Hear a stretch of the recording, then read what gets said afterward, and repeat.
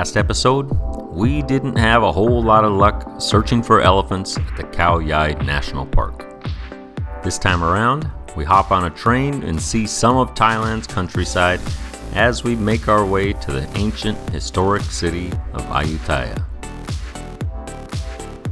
From the Khao Yai National Park, the easiest and funnest way we could figure out how to get to Ayutthaya was on this rickety old train.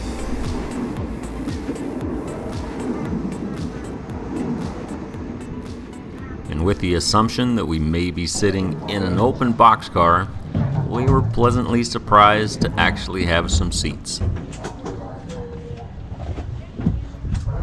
And even better, in the blistering heat, we had the only one of these that seemed to work. We got a fan. So, for the next handful of hours, we sat back with our fan blowing full blast and enjoyed the ride.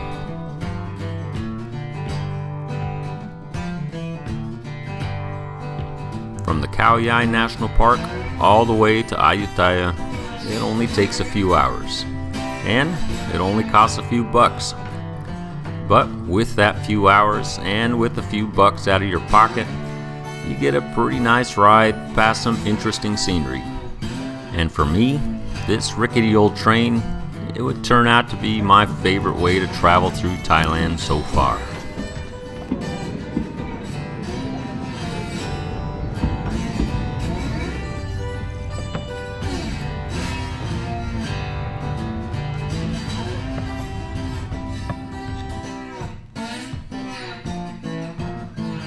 From the train, we jammed ourselves into a tiny little tuk-tuk, made our way through town, got checked into our hotels, and then the next morning, we were off to explore this place.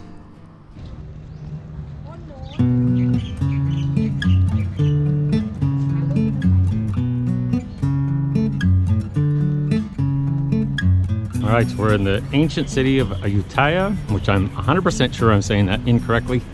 But that's where we're at. It was founded in 1350 as the center of the Siamese kingdom. And for centuries, it was the biggest and most prosperous city on the face of the earth. And I never even heard about it till we came to Thailand. That's thanks to a great public education. But here we are, checking it out. This place is actually pretty huge. And we're only going to be in the city for a day or two, so we probably won't see near all of it. But we're going to check out what we can while we're here. In the 16th century, ambassadors to France compared the city's size and wealth to that of Paris. And in the centuries that followed, wars, conquests, international trade, they had all pushed this city's boundaries and its influence even farther.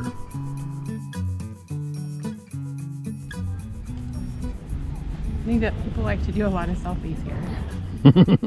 There's like people doing selfies everywhere. Got to get on Instagram. I know, it's kind of funny.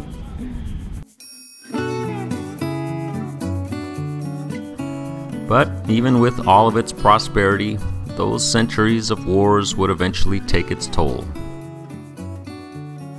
So this place was attacked in 1767 by the Burmese. Taken over, burned to the ground, which I don't know how they burned it to the ground because it's mostly all stone. What's left is kind of a mix of rubble and ruin. But there are patches where you can still see kind of the stucco facade, where you can see how ornate this stuff used to be.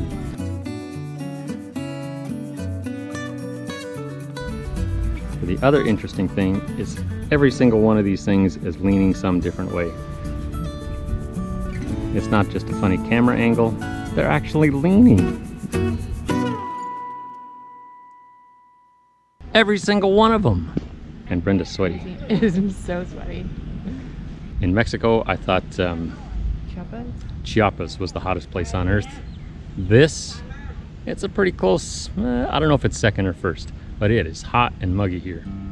But even with being so hot and muggy, it's a pretty amazing place to wander around for a couple of days and imagine what it would have been like in its heyday.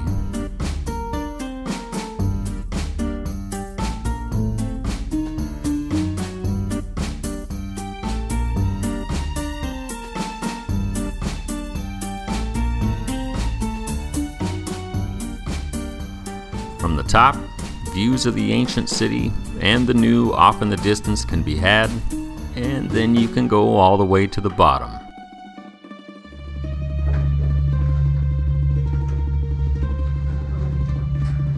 And in this tiny little room, painted ancient murals are barely discernible, but it's still quite a sight to see.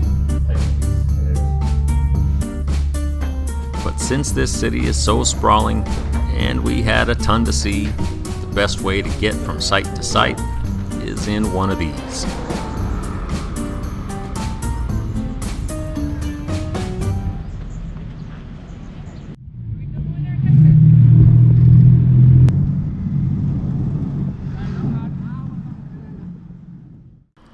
Not only does Ayutthaya have remnants of an ancient historical city, there's quite a few temples and Buddhas that are worth a visit too.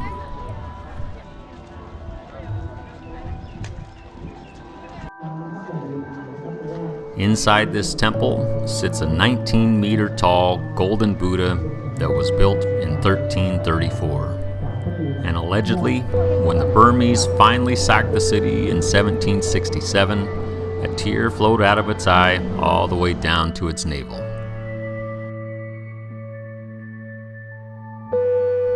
And then there's this 37-meter long reclining Buddha, which represents the historical Buddha just about to enter parinirvana and the afterlife.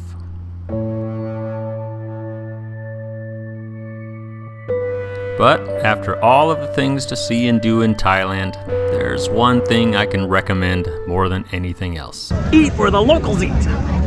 Huh, Jody? Yes. Right here. Designated local. By far the most important thing ever.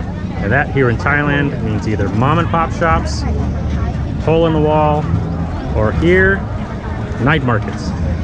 Every big city's got one, and it's the best food on earth, and it's cheap. Tonight we'll eat for probably $2 and I'm gonna leave stuffed. And tomorrow I'll probably have diarrhea. But it'll be worth it. No, you won't.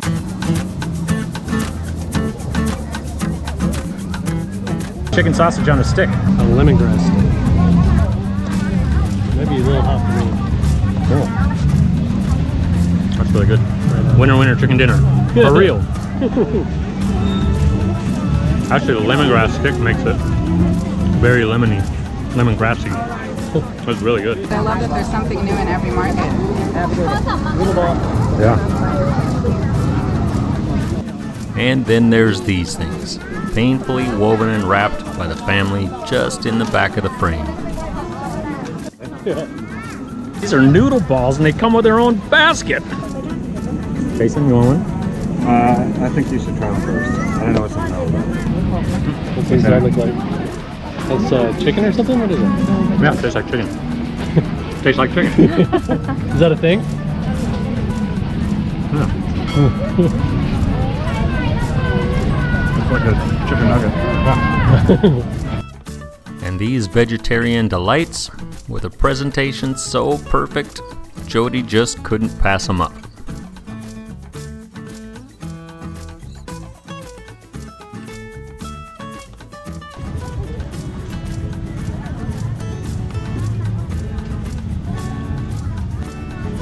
I don't know what it is. Is it an acquired taste or is it tasty? You're decidedly undecided. It doesn't really taste like anything. It's because it's vegetarian. Oh. And of course there's the big seller, these insects. But beyond the bugs and the bland vegetarian delights, there's just about anything you could hope for. From soups, curries, and stir-fries, all the way down to the cutest chefs on earth.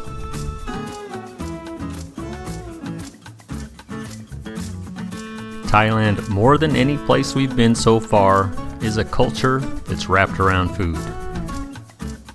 And the trick here, it's to eat small portions, lots of them, and share. Some kind of crazy fried veggie fantastic. What's in that? Vegetable. Vegetables? But after a couple of days of eating and exploring Ayutthaya's historic district, we were out of there and on our way up to Chiang Mai. And since our last train experience was so much fun, this time around, we'd hop on an overnight train to Chiang Mai and have a slumber party with hundreds of our closest friends. And the next morning, we'd wake up slightly rested and even less refreshed, but in the middle of some amazing scenery on our way north.